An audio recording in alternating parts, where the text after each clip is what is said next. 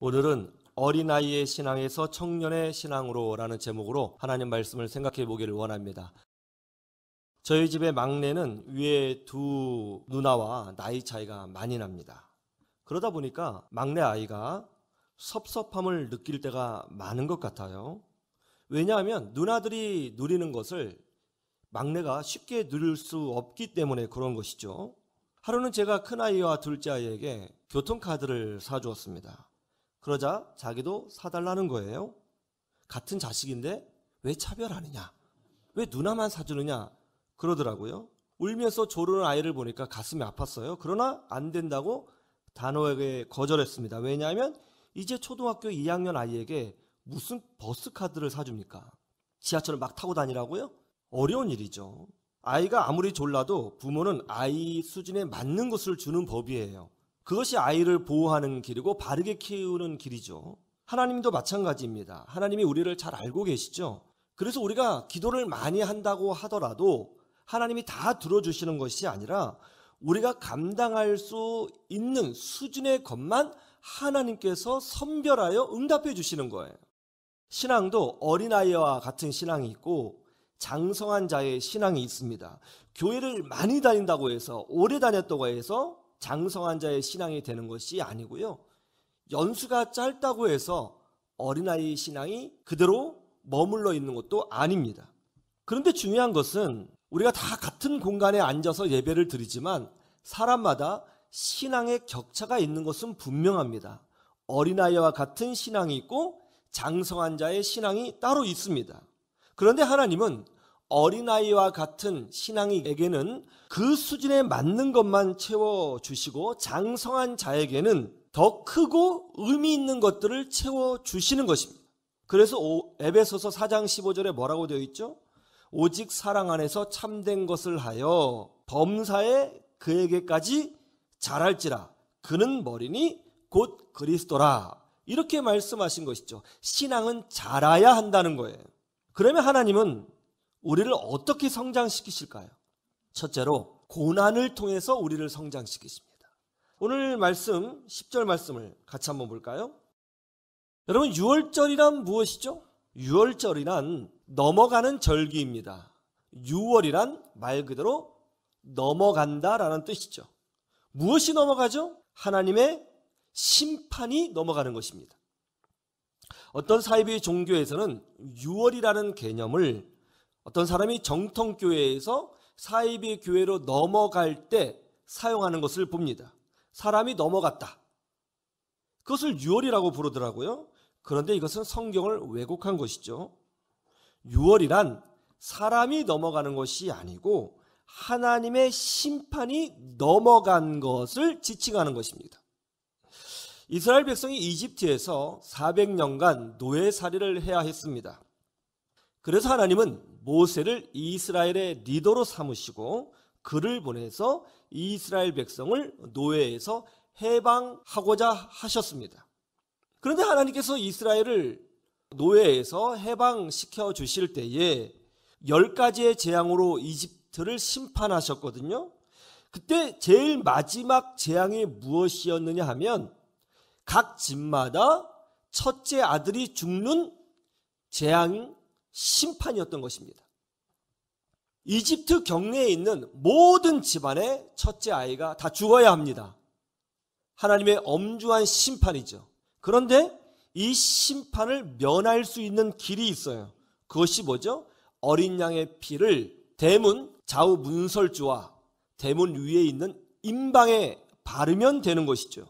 그러면 하나님의 천사가 각 집안의 장자를 치는 심판을 할 때에 그 어린 양의 피가 보이면 이 집은 심판하지 않고 그냥 넘어가는 거예요. 이렇게 심판이 넘어가는 것. 그래서 이날을 유월절이라고 부른 것이죠. 그리고 이 유월절에 이스라엘 백성이 드디어 노예에서 해방되어 자유인이 되는 축복을 누리게 됩니다. 그래서 유월절에는 두 가지 의미가 있어요. 하나는 죄 용서와 구원, 그리고 다른 하나는 새로운 출발이에요. 죄 용서와 구원, 그리고 뭐라고요? 새로운 출발. 지금도 마찬가지예요. 예수님께서 어린 양같이 우리의 죄를 대신하여 십자가에서 죽으셨습니다. 그리고 십자가에서 피를 많이 흘리셨죠. 이 예수님의 십자가의 고난, 십자가의 피를 우리 마음에 바르면 하나님의 심판이 넘어가고 우리가 하나님의 자녀가 되는, 그리고 새로운 그리스도의 사람으로 시작되는 그런 은혜를 누리게 되는 것입니다. 그런데 하나님이 이스라엘에게 명령하셨어요. 가나안 땅에 들어가거든 너희들은 잊지 말고 이 유월절을 매년 지켜야 한다.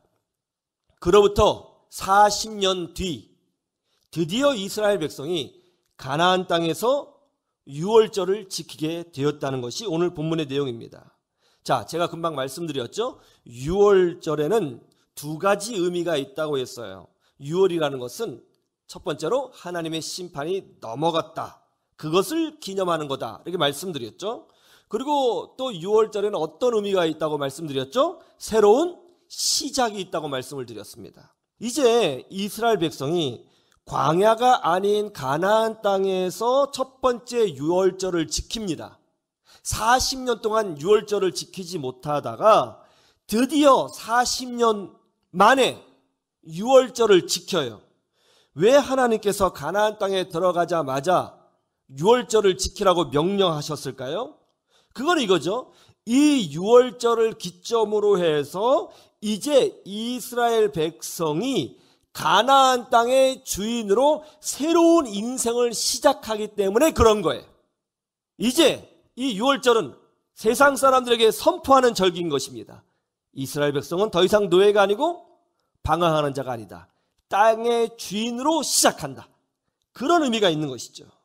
그런데 여기도 중요한 것이 있습니다. 원래는 유월절은 매년 지켜야 되는 거예요. 그렇다면 이스라엘 백성은 이집트에서 나오자마자 그 다음에 유월절을 지켰어야 합니다. 그런데 지키지 못했어요. 왜 그렇죠? 하나님이 이스라엘 백성을 광야로 내모셨기 때문에 그런 것이죠. 왜 하나님이 이스라엘 백성을 광야로 내모셨죠? 그 이유는 하나예요. 이스라엘 백성이 불순종했기 때문입니다. 가나안 땅에 들어가라고 했는데 두려워했습니다. 하나님의 능력을 믿지 못했죠. 불순종했어요. 오직 갈렙과 여호수아만 그 땅에 들어가서 그 땅을 차지할 수 있다고 말했지 다른 모든 이스라엘 백성들은 그것을 믿지 못했습니다.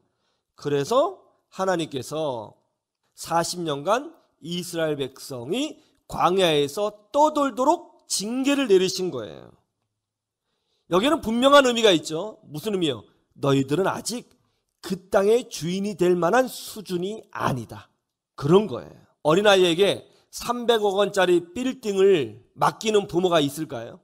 이제 유치원생이에요. 내가 보니까 너 굉장히 똑똑하구나. 아빠가 300억짜리 빌딩 줄 테니까 잘 경영해봐. 어떻게 되죠? 큰일 나죠. 납치당합니다. 어린아이에게 가나안 땅을 줄 수 없습니다. 그래서 하나님이 광야로 내모신 거예요. 거기서 죽도록 고생했죠. 그런데 그 고난의 40년이 끝난 후에 이스라엘은 가나안 땅에 들어가서 유월절을 지켰다는 거예요. 그리고 하나님은 그 유월절을 기뻐하셨다는 것입니다. 받아주셨다는 것입니다. 이것이 무슨 의미죠? 이런 거죠.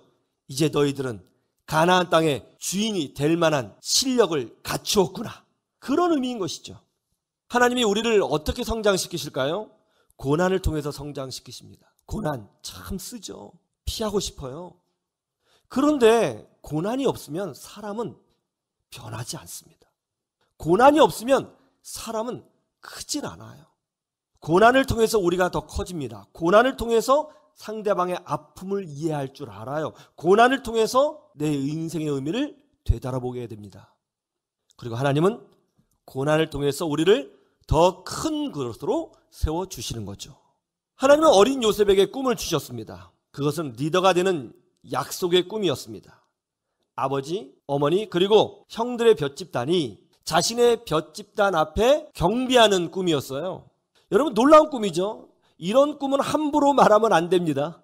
왜냐하면 그 당시에 아버지, 어머니가 고대 사회잖아요. 아버지, 어머니가 자식에게 머리를 숙인다. 이건 굉장히 불쾌한 일입니다. 쉽게 용납될 수 있는 일이 아니에요.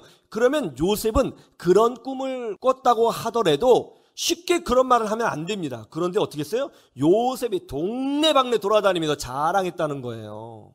그것 때문에 형들이 화난 겁니다. 질투했던 거예요. 철이 없었죠. 그런데 그런 요셉이 다른 모습을 보여줘요. 놀라운 것은 그 요셉이 이집트 왕의 꿈을 해석해 줄 때 변화의 모습이 나타나는데요. 요셉은 이집트 왕의 꿈을 충분히 해석해 줄 수 있는 능력이 있었습니다. 그런데요, 요셉은 자랑하지 않습니다. 오히려 이렇게 말을 하죠. 임금님, 제가 꿈을 해석하는 것이 아니라 하나님께서 하시는 것입니다. 저는 그저 하나님께서 하시는 말씀을 전달할 뿐입니다. 하면서 선을 긋고 자신을 극도로 낮추죠. 더 놀라운 것은 요셉이 형들을 만났을 때요, 요셉이 총리가 됐습니다. 절대 권력을 가지고 있어요. 요셉의 손가락 하나면 사람이 죽고 삽니다. 그런데 자신을 노예로 팔아버렸던 형들을 만나게 되었어요. 화가 나죠. 이 형들 때문에 죽을 고생을 했잖아요. 부모님하고 떨어졌잖아요. 저 같으면 형들 딱 보자마자 여봐라, 볼 필요도 없다, 이랬을 것 같아요. 그런데 요셉이 뭐라고 그러는지 아세요? 두려워 떠는 형들 앞에서 두려워하지 마십시오. 나를 여기로 보내신 분은 형들이 아니라 하나님이십니다. 하나님이 하신 것입니다. 그러면서 요셉이 자기를 미워서 팔아버린 형들을 품어주고 자기 가족들을 다 데리고 오고 자기 가족들을 보호해서 얼마 되지 않는 한 족장의 집안을 큰 나라로 만들 수 있도록 힘을 썼다는 거예요. 요셉이 이렇게 바뀐 이유가 뭡니까? 그것은 요셉의 고난을 빼놓고는 설명할 수가 없는 거예요. 성도에게 무의미한 고난은 하나도 없습니다. 고난, 저도 고난을 많이 당했습니다. 참습니다. 힘들어요. 밤에 베개 눈물로 많이 적셨습니다. 그런데 우리는 그것을 통해서 성장합니다. 우리는 그것을 통해서 넓어집니다. 우리는 그것을 통해서 하나님을 배웁니다. 우리는 그것을 통해서 깊어집니다. 그리고 성장한 만큼 더 채워주시는 하나님의 은혜를 누리게 된다는 거예요. 더 놀라운 게 뭔지 아세요? 이 고난 뒤에는 반드시 유월절의 잔치가 있다는 거예요. 그리고 나를 인정해 주시고 세워주시는 하나님의 위로하심도 있다는 것입니다. 이 믿음으로 승리하시기를 주님의 이름으로 축원합니다.